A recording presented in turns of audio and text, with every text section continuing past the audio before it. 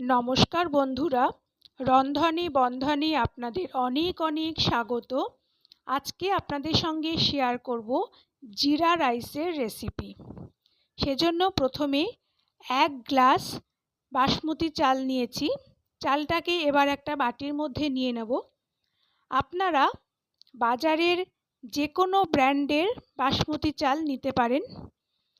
চালটাকে এবার খুব ভালো করে ধুয়ে নিতে হবে।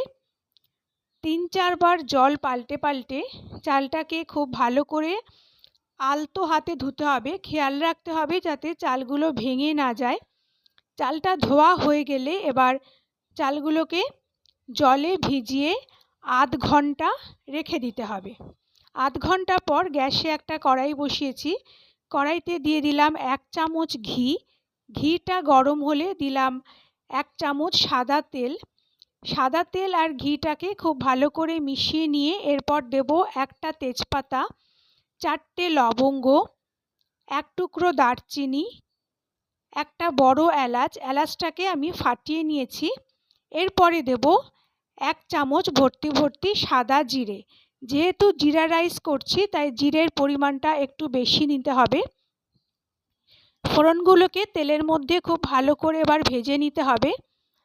যখন তেলের থেকে বেশ সাদা জিরের গন্ধ আর গোটা গরম মশলার খুব সুন্দর একটা গন্ধ বেরোবে, তখন ধুয়ে ভিজিয়ে রাখা বাসমতি চালটা এবার তেলের মধ্যে দিয়ে দেব। সমস্ত চাল দেওয়া হলে গ্যাসটাকে হাই করে চালটাকে এবার তেলের মধ্যে একটু ভেজে নিতে হবে। তবে খুব বেশিক্ষণ ভাজার দরকার নেই, কয়েক সেকেন্ড একটু ভেজে নেওয়ার পরে এরপর দিয়ে দেব আন্দাজ মতো নুন। আমি এখানে 1/2 চামচ নুন দিলাম। নুনটা দিয়ে এবার গ্যাসটাকে মিডিয়ামে রেখে নুনটাকে চালের সঙ্গে খুব ভালো করে মিশিয়ে নিয়ে চালটাকে এবার 2 থেকে 3 মিনিট খুব ভালো করে ভেজে নিতে হবে। তবে খুব আলতো হাতে ভাজতে হবে যাতে চালগুলো ভেঙে না যায়, সেদিকে একটু খেয়াল রাখতে হবে। কারণ আধ ঘন্টা চালগুলো ভিজে চালগুলো কিন্তু একদম নরম হয়ে গেছে। আমার রেসিপিগুলো আপনাদের ভালো লাগলে চ্যানেলটাকে প্লিজ সাবস্ক্রাইব করে দেবেন, পাশে থাকা বেল আইকনটাও প্রেস করে দেবেন। আর ভিডিওগুলো ভালো লাগলে লাইক আর শেয়ার করার অনুরোধ করছি। মিডিয়াম ফ্লেমে চালগুলোকে 2 থেকে 3 মিনিট একটু ভেজে নিতে হবে। এর থেকে বেশি ভাজার আর দরকার নেই। 2-3 মিনিট ভাজার পর এরপর দিয়ে দেব পরিমাণ মতন জল। আমি প্রথমে দিলাম 1 গ্লাস গরম জল। অবশ্যই গরম জল দেবেন। তারপরে আমি পুরো 1 গ্লাস নিইনি, দেখুন 1.25 গ্লাস গরম জল নিয়েছি। তার মানে 1 গ্লাস চালের জন্য আমি 1.25 গ্লাস গরম জল নিয়েছি। জলটা দিয়ে এবার চালের সঙ্গে খুব ভালো করে জলটাকে মিশিয়ে নেব। তারপর গ্যাসটাকে হাই করে এবার ঢেকে দেব। ঢাকা দিয়ে একটু অপেক্ষা করতে হবে জলটা ফুটে ওঠা পর্যন্ত। জলটা যখন বেশ ভালো মতন ফুটে যাবে, দেখুন এরকমভাবে যখন খুব ভালো মতন জলটা ফুটে যাবে তখন ঢাকা দিয়ে গ্যাসটা একদম সিম করে 5 মিনিট রেখে দিতে হবে। এই 5 মিনিটের মধ্যেই চাল কিন্তু সেদ্ধ হয়ে যাবে। তবে এর মধ্যে একটু খেয়াল রাখবেন জল শুকিয়ে চাল যাতে একদম তলায় লেগে না যায়। 5 মিনিট পর ঢাকাটা সরিয়ে নিলাম।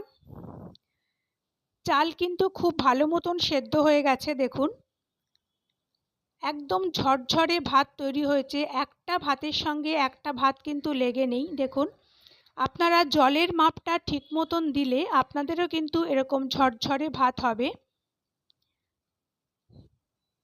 আর নেড়ে দেওয়ার সময় খুব আলতো হাতে নাড়তে হবে। খেয়াল রাখবেন যাতে ভাতগুলো ভেঙে না যায়। দেখুন আমি এরকম আলগা হাতে একটু নেড়ে দিচ্ছি। একদম ঝরঝরে জিরা রাইস কিন্তু আমাদের তৈরি।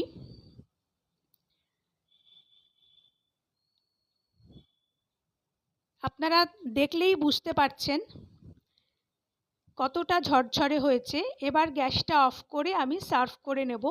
এই জিরা রাইস আপনারা যে কোনো চিকেন প্রিপারেশনের সঙ্গে খেতে পারেন, যে কোনো পনির ডিশের সঙ্গেও খুব ভালো লাগে, আবার ডাল মাখানির সঙ্গেও অসম্ভব ভালো লাগে।